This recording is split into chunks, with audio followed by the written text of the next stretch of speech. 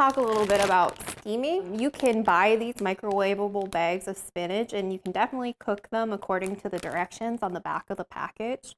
But if you want to level up your seasoning abilities with your spinach, you can always saute and steam them with using this pan here. I usually recommend about a 12-inch pan for sauteing. Or if you just want to steam it in the microwave, you can always just use like a regular bowl with a little bit of water in the bottom of it, and then you just cook it for about 3 minutes. You let it stand for about a minute, and the important thing is you want to make sure it's covered while it's cooking for 3 minutes in the microwave, and then you let it stand covered for about a minute, and you can bring it out and it can be seasoned that way, and that way you don't necessarily have to use the plastic bag. You could use a regular container like this and just steam your spinach in a bowl. And then after you're done with it, you can just toss it with a little bit of olive oil and garlic. But what we're going to do right now is we're going to saute the spinach in the pan and we're going to steam it. It's just another way to do a very similar method of cooking. And again, sauteing and steaming are some of the best ways to cook vegetables just because it helps retain the nutritional value. Though when you do cook spinach, it helps make the beta carotene and vitamin K more biologically available in it. So there's different benefits to cooking them. But I would say with spinach, like the only way you should cook it is saute it because it wilts so quickly and it doesn't take very much to cook it. So we'll heat up our pan. You want to heat it up on the stove for about 4 minutes on medium heat before you add oil or your vegetables. I'm just going to add my 2 tablespoons of olive oil, and you can use the cap. Just a quick way to do it.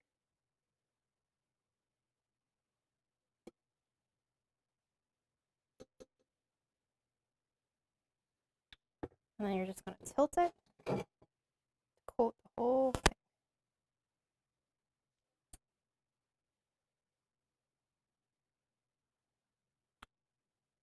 Just want enough so that most of it is covered. Look at that. It's nice and shiny on the bottom of the pan. And then next we're going to add the cloves.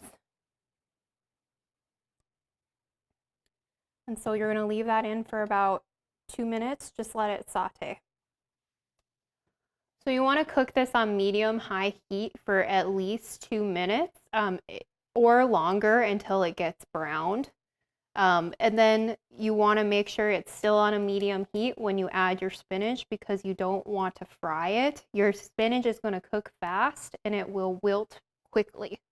So we're going to add the spinach.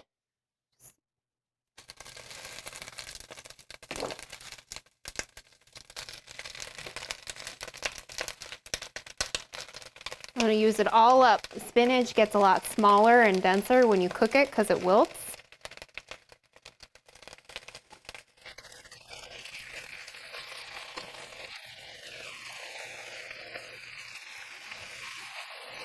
I'm just stirring it to make sure that all the leaves are evenly distributed and that they get the oil. I'm going to toss it a little bit, for lack of a better word. Just stir it in so it gets in touch with the oil and the garlic. Let's check on our spinach. That looks pretty dang good. I'm now going to add my minced garlic and then my lemon juice.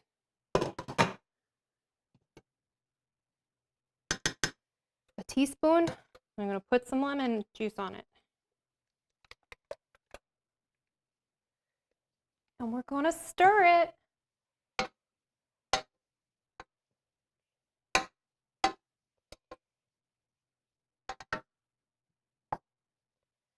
So if you're not used to eating garlic, you don't have to eat the whole cloves. You can take them out.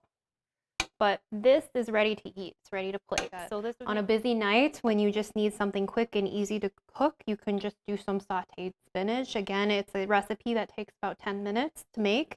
You saute and then you steam it for about 1 to 3 minutes. We'll plate it.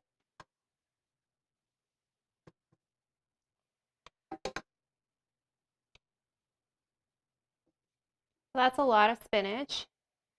If you make any of these vegetable dishes, they're good to be in the fridge for up to 4 days. So some of them, like the spinach, will freeze better than others. Say like the Brussels sprouts and the cauliflower, they'll probably get pretty watery and mushy. So that's something to just keep in mind when you freeze things, that sometimes it can change the consistency of it. But this, if you don't want to eat all of this, this should be good for up to 4 days in the fridge.